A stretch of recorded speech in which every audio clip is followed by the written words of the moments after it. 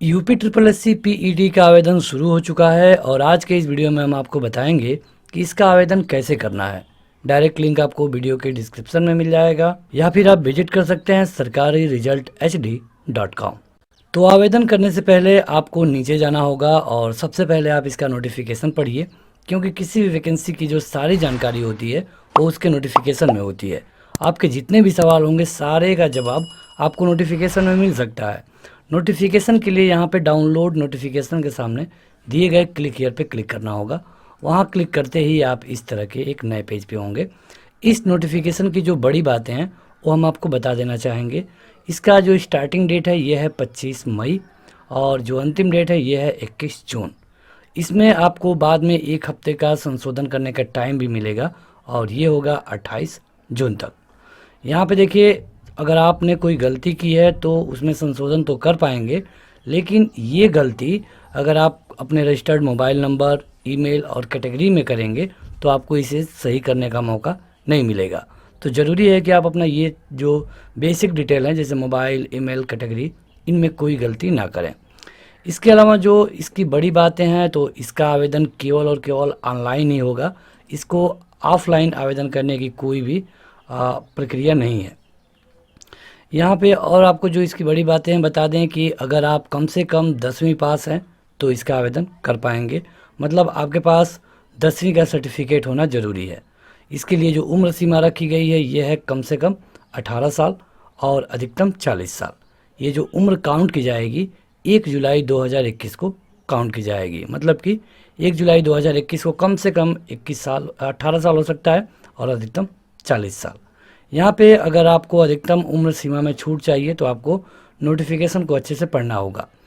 अगर इसके सिलेबस की बात करें तो इसी वेबसाइट पर आपको सिलेबस का लिंक मिल जाएगा। वहाँ जाकर आप इसका डिटेल सिलेबस भी देख सकते हैं। तो आप सिलेबस देख लीजिए। जैसे कि आप देख सकते हैं कि हिस्ट्री से 5, मोमेंट, नेशनल मोमेंट से 5, जियोग्राफी से 5, इकोनॉमिक्स से 5, इसी तरह कितने चैप्टर से कितने क्वेश्चन पूछे जाएंगे ये आपको यहाँ पे मिल जाएगा। पीडीएफ चाहिए तो यहाँ जाकर आप उसे डाउनलोड कर पाएंगे। रही बात आवेदन भरने की प्रक्रिया कैसी है तो इसको हम आपको बताने वाले हैं इसी वीडियो में। यहाँ पे जो आप फ़ोटो यूज करेंगे उसमें वही होगा कि क्लियर फ़ोटो दिखना चाहिए। फ़ोटो की साइज़ क्या होगी ये यहाँ पे बताया गया है। फ़ोटो 6 महीने के अंदर होना ज़रूरी है। फ़ोटो की साइज़ क्या होगी ये सारे डिटेल आपको यहाँ पे मिल जाएंगे। यहाँ पे आप पेमेंट कर सकते हैं ऑनलाइन। जैसे कि अगर आप जनरल से हैं तो 185 रुपये, OBC 185 रुपये, AC 95 रुपये, ST 95 रुपये और PH यानी कि विकलांग 25 रुपये। इसके अलावा आप लास्ट में इसका प्रिंट आउट भी ले पाएंगे। तो कुछ यही है इसकी बेसिक जानकारी। यहाँ पे चलिए हम आपको बताते हैं कि इसका आवेदन कैसे करना है। उसके लिए आपको यहाँ पे क्लिक करना होगा और आप आ जाएंगे इस पेज पे जो कि यूपी ट्रिपल एस सी का होम पेज है। यहाँ पे आपको दिख रहा होगा येलो कलर में पीईटी का आवेदन करने के लिए क्लिक करिए। तो आपको यहाँ पे क्लिक कर देना है। जब आप यहाँ पे क्लिक करेंगे तो यहाँ पे कुछ डिटेल दी गई है। यहाँ पे आप कैसे क्या करना है वो देख सकते हैं।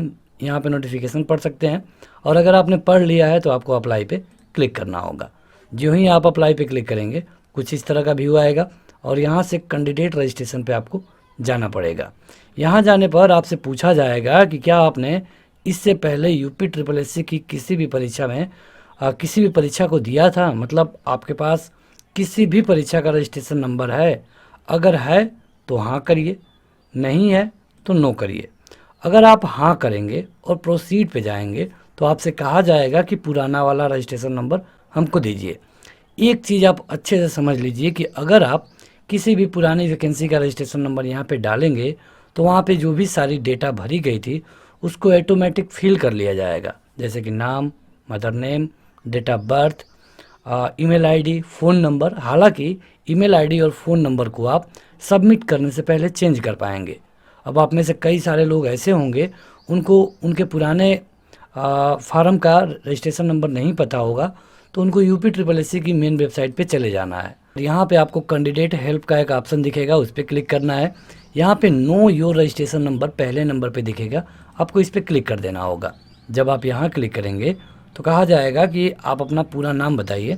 यहाँ पे फादर या फिर हस्बैंड का नाम, यहाँ पे डेट ऑफ बर्थ और ये कैप्चा कोड। इसके बाद आपको सर्च वाला बटन दबाना है। अगर आपने सारे डिटेल सही भरे हैं तो आपको पता चल जाएगा कि अभी तक आपने यूपी ट्रिपल एससी में कितने फार्म भरे थे।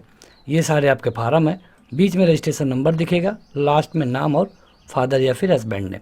इसमें से जिस फार्म को भी आप सही मानते हैं उसका रजिस्ट्रेशन नंबर कॉपी करिए और कॉपी करने के साथ साथ यहाँ पे सबमिट कर दीजिए।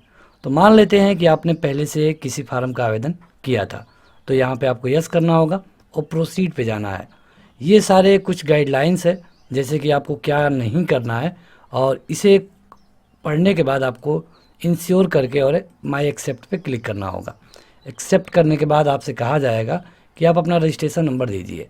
यहाँ पे हमने रजिस्ट्रेशन नंबर इंटर कर दिया और इसके बाद प्रोसीड करेंगे। ये देखिए डिटेल आ चुका है, यहाँ पे मेल, ओबीसी, यहाँ पे नाम। ये करने के बाद आपको क्लिक हियर टू अप्लाई करना है।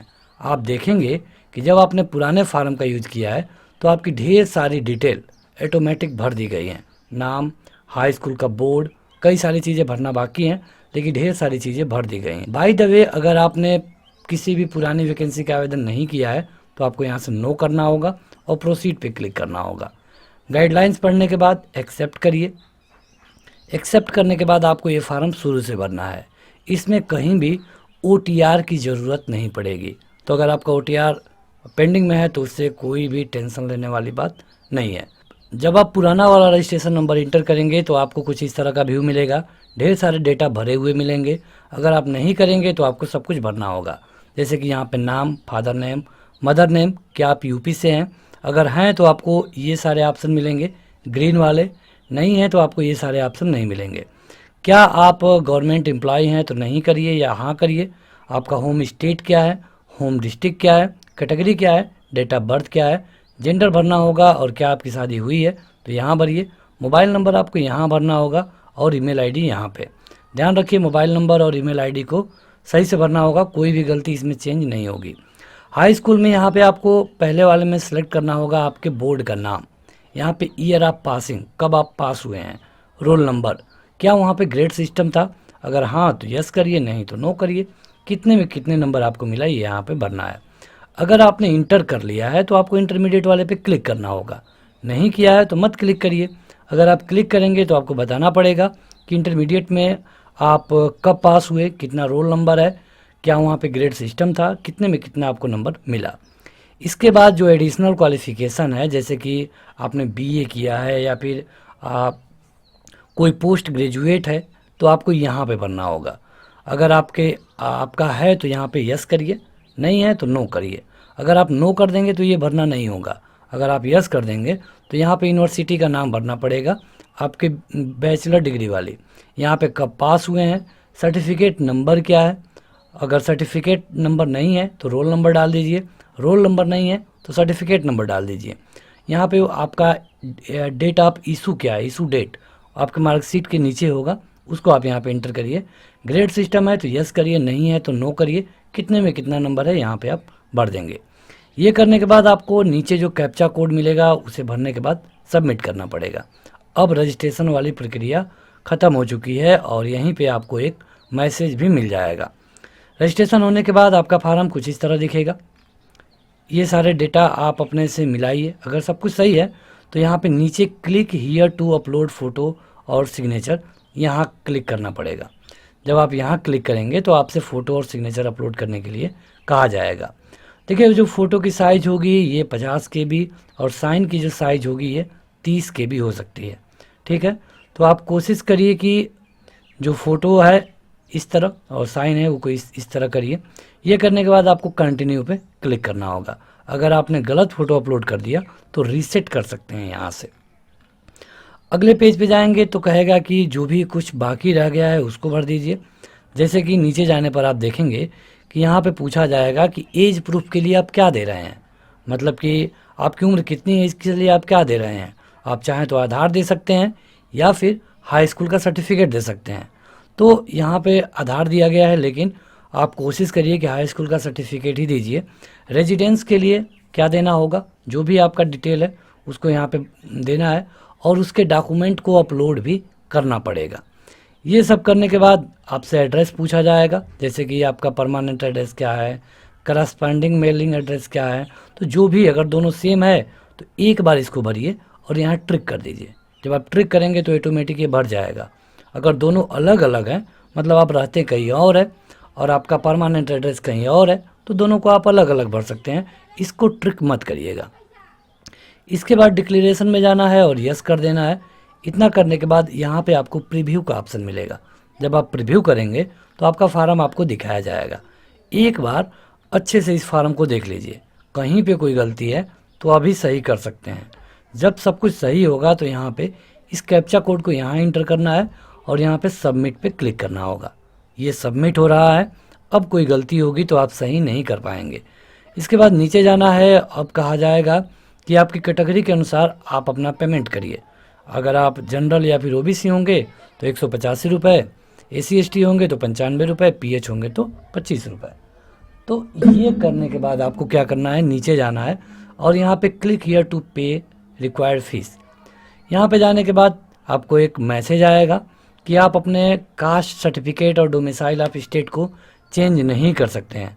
ध्यान रखिए, ये अगर ये सही है तभी आगे बढ़िए। तो अगर सब कुछ सही है, अगर आप सही करना चाहते हैं तो यस करिए, नहीं तो नो करके आगे बढ़िए।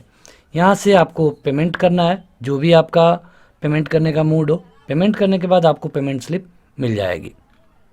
यहाँ पे देखिए इंटरनेट बैंकिंग से पे किया गया है, लेकिन अगर आपके पास कार्ड भी है, डेबिट कार्ड, तो आप पेमेंट कर पाएंगे, या फिर UPI के द्वारा, जैसे कि पेटीएम का, भीम ऐप का या फिर पे का, किसी भी UPI से आप कर पाएंगे।